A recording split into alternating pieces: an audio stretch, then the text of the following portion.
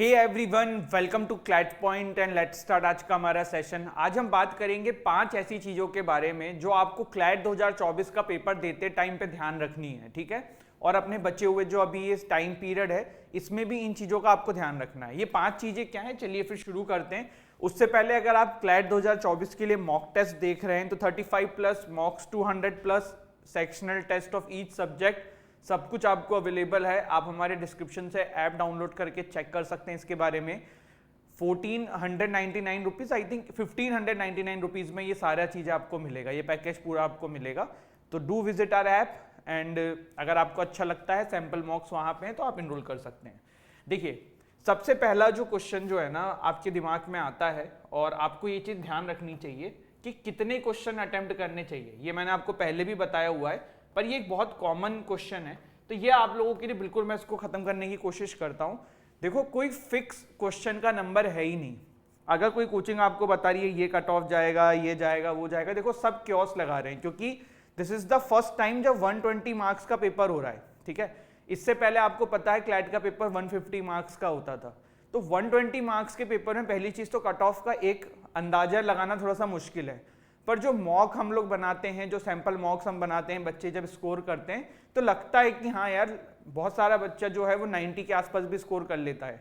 तो ये तो कहना मुश्किल है कि कितना भी टफ बना देंगे, क्योंकि कोचिंग वाले भी टफ पेपर तो बनाते ही हैं, लेंदी भी कर देते हैं। तो कहने का मतलब ये कि आइडियल अटेम्प्ट ना ये कैसे डिसाइड होगा, ये आप पेपर में जाके जब बैठोगे, पेपर का पैटर्न देखोगे। पेपर 3 तरीके के हो सकते हैं, एक होता है डिफिकल्ट, एक होता है मॉडरेट और एक होता है ईजी। तो इजी तो आने के चांसेस बहुत ही कम रहते हैं, मॉडरेट वाला आ सकता है, डिफिकल्ट वाला आ सकता है। अगर मॉडरेट आता है तो आप ये मान के चलो कि अगर आप 70-75 नंबर लाने का भी सोच के आए हो टॉप 3 एनएलयूज के लिए तो ठीक है, इट कैन वर्क। बट अगर बहुत ये डिफिकल्ट के लिए बोल रहा हूं मैं 70 to 75, बट अगर मॉडरेट आता है तब आपको यही फिर 80 to 85 करना पड़ेगा। बट दिस इज समथिंग जो आपको डिसाइड करना है ना। जैसे रोहित शर्मा और शुभमन गिल बैटिंग कर रहे हैं ओपनिंग करने के लिए किसी ग्राउंड में, तो दे विल डिसाइड कि इस पर्टिकुलर पिच पे क्या टारगेट होगा, जिस तरीके से वो पिच बिहेव कर रही है। तो कहने का मतलब ये है कि आप ना जब पेपर देखोगे तो ये आपको डिसाइड करना है। अब पेपर वो मॉडरेट है कि डिफिकल्ट है ये कैसे डिसाइड होगा, तो आपने इतने सारे मॉक्स दिए हैं, आप अपने आप पेपर में बैठोगे अनुमान लगा लोगे। दूसरा क्वेश्चन है, दूसरी चीज जो आपको ध्यान रखनी है 5 थिंग्स के अंदर, always start with easy questions. देखो, लाइफ में कोई भी चीज आप करो ना, फ्लो की बहुत इंपॉर्टेंस होती है। जैसे आपने देखा होगा कभी कभी कोई क्रिकेट वर्ल्ड कप चल रहा है तो हम उससे रिलेट करते हैं। कभी कभी कोई बॉलर जो है वो बॉलिंग करने आता है, अगर वो पहली बॉल पे विकेट ले लेता है या पहले ओवर में विकेट ले लेता है तो कहते हैं कि देखो इनका फ्लो बहुत अच्छा आ रहा है, अभी बहुत अच्छे एनर्जी से बॉलिंग करा रहे हैं। तो ऐसा क्यों होता है? देखो, सिंपल सी बात है, अगर आप कोई चीज करोगे आपको स्टार्टिंग में सक्सेस मिल जाएगी तो यू विल बी चेरिश, आपको अच्छा लगेगा, आपका जो मोमेंटम है अच्छा बिल्ड होगा। तो यहाँ पे पेपर के अंदर भी यही चीज है। जैसे कि आपको क्रिटिकल रीजनिंग थोड़ी टफ लगती है, अब आपने सबसे पहले क्रिटिकल रीजनिंग से ही स्टार्ट कर लिया तो वो एक समस्या का विषय हो जाएगा। कहने का मतलब ये कि जहां पे आपके सबसे ज्यादा नंबर बन जाए ना, पहला आपका सेक्शन वही होना चाहिए, क्योंकि आपको ना अंदर से मोमेंटम मिलना चाहिए, कॉन्फिडेंट फील होना चाहिए। मान लो अगर आपने पहला सेक्शन ऐसा उठा लिया जिसमें आपके 10-12 नंबर भी आपको पता ही नहीं बनने वाले हैं, तो आपके दिमाग में तो ऐसे ही आ जाएगा यार इस बार तो क्लैट नहीं होगा। मे बी पेपर डिफिकल्ट हो, वो सेक्शन सभी को उतना ही आए, लेकिन आपके दिमाग में एक बार आ गया तो ये समस्या का विषय है। तो it's always advisable start with easy questions, easy sections. तीसरा पॉइंट है रैंडम क्वेश्चन। जैसे कि देखो, आपके आयरन मैन और पूरी टीम थी, इनके सामने एक वो आ गया था, वो गैजेट वाला, क्या नाम था वो मोटे से राक्षस का, I don't remember his name.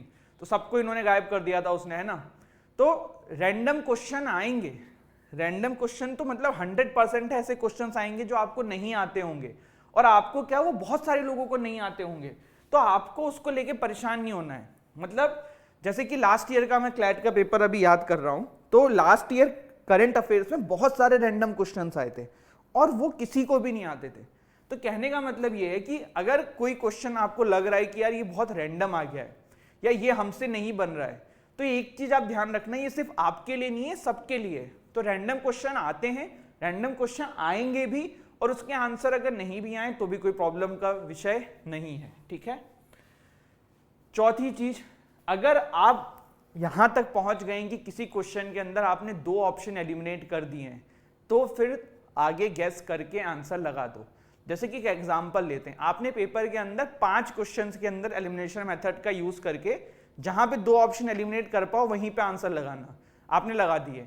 5 में से अगर आपके 3 भी सही हो गए, 2 गलत भी हो गए, तब भी आप पॉजिटिव साइड में हो, है ना। तो एलिमिनेट 2 ऑप्शन जहां पे आप कर ले रहे हो, उन क्वेश्चंस को 100% अटेम्प्ट करके आओ। जैसे कि एक एग्जांपल है, which of the following countries does not share a border with China, ठीक है। अब आपके सामने ये ऑप्शन है कि भारत के साथ चाइना के साथ इनमें से कौन सी कंट्री बॉर्डर शेयर नहीं करती है। तो देखो सबसे पहला ऑप्शन है इंडिया, ये तो ऐसे ही गलत हो जाएगा। आपको कुछ नहीं पता हो तो ये तो पता है ना, हमारा इंडिया एंड चाइना का बॉर्डर इशू चल रहा था, पता था ना, तो बॉर्डर पे सेना आ जा रही थी, तो वो तो वहीं पे गलत हो गया, ठीक है। दूसरा एक ऑप्शन देखो ईरान, यार ये तो सिंपल आपको समझ में आना चाहिए, चाइना भारत के इधर है, ईरान इधर है, छाबार पोर्ट की हम बात करते हैं, तो ईरान कैसे हो सकता है। तो बचा क्या, मंगोलिया एंड साउथ कोरिया। अब आप इस पे गैस मार सकते हो। अब यहां भी गैस ऐसे नहीं है कि वो ABCD करके लगा दो, नहीं, आप सोचो कि मंगोलिया के ज्यादा चांसेस हैं कि साउथ कोरिया के ज्यादा चांसेस हैं। जब साउथ कोरिया का आप सोचोगे तो आप रियलाइज करोगे कि उसके ऊपर नीचे नॉर्थ कोरिया है ना, रशिया है बगल में, तो चाइना के होने के थोड़े से संभावना कम है। बट मंगोलिया का आप देखोगे तो यू विल रियलाइज कि हाँ यार इनके चांसेस ज्यादा हैं। तो इस तरीके से आप लगा सकते हो। ऑल्दो B और D में आप अपने हिसाब से लगाओ, पर A C को एलिमिनेट कैसे करना है मैंने आपको बताया ना। ऐसी बहुत सारे ऑप्शंस में आप एलिमिनेशन टेक्निक्स का यूज करके आप कर ले जाओगे। लेकिन पॉइंट यहां पे ये है कि एलिमिनेशन में जहां पे आप लगा पाओ, 2 ऑप्शन एलिमिनेट कर पाओ, वहीं पे ये चीज करके आनी है, ठीक है। इसके बाद 5th लास्ट थिंग जो आप सभी को समझनी होगी बिफोर क्लैट 2024, कि सिर्फ आप डर नहीं रहे हैं। देखो बच्चों, जितने भी बच्चे सीरियस रहे होंगे इस प्रिपरेशन के दौरान, सबको डर लग रहा होगा, ठीक है। और डरना बहुत जरूरी है। इस दुनिया के बहुत ही बेवकूफ इंसान ने बात कही है कि डरना मना है, नहीं, डरना बहुत जरूरी है। आप किसी चीज को लेके सीरियस है ना, तभी आप डर रहे हैं। अगर आप उस चीज को लेके सीरियस नहीं होते ना, तो आपको डर नहीं लगता। Do you remember Christian Bale वाली Batman, dark knight rises, I think the name of the movie. वो सीन देखना, अगर मूवी नहीं देखी है यूट्यूब पे अवेलेबल है। क्रिश्चियन बेल जो बैटमैन थे, उनको ना कुएं के अंदर फेंक दिया था, बहुत ही गहरा कुआं था, और वो उससे बाहर निकलने की कोशिश कर रहे थे। तो जैसे एक क्लिफ से दूसरे क्लिफ पे जंप लगाना था टू रीच देयर, तो वो बहुत बार ना रस्सी बांध के जंप लगा रहे थे। रस्सी बांधने में क्या होता है कि जस्ट इन केस वो जंप नहीं भी मार पाते तो नीचे लटक जाते और जान से हाथ नहीं गंवाते, यही होता। उन्होंने ना 5-6 बार ट्राई किया रस्सी लगा के, लेकिन वो हो नहीं पाया। देन व्हाट ही डिड, उनको एक सजेस्ट आदमी ने किया कि यार रस्सी के बिना करो। देन उन्होंने रस्सी हटा दी। अब जब वो जंप मारते ना, तो यहाँ पे 2 चीज हो सकती थी, या तो वो यहाँ पहुंच जाते या फिर वो सीधे भगवान के पास पहुंच जाते।